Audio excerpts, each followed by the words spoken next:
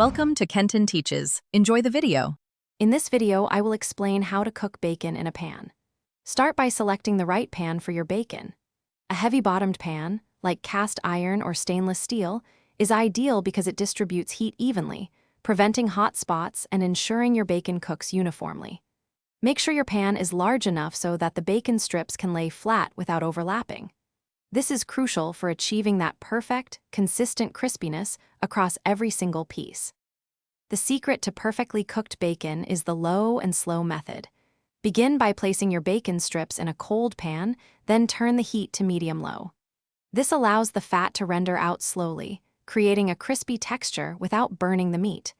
Cook for about 8 to 12 minutes, turning the strips frequently with tongs. This ensures even browning and prevents any part from becoming too dark. Keep cooking your bacon until it reaches your preferred level of crispiness and a beautiful golden brown color. Remember, bacon continues to crisp up a bit after it's removed from the heat, so it's often best to take it out just a moment before it looks perfectly done in the pan. Once cooked, transfer the strips to a plate lined with 2 or 3 layers of paper towels to absorb any excess grease. For the best results, never overcrowd your pan.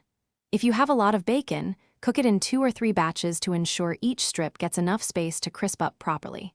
Don't forget to save that delicious rendered bacon fat. It's fantastic for cooking eggs, vegetables, or even making gravies. A little tip for extra flavor.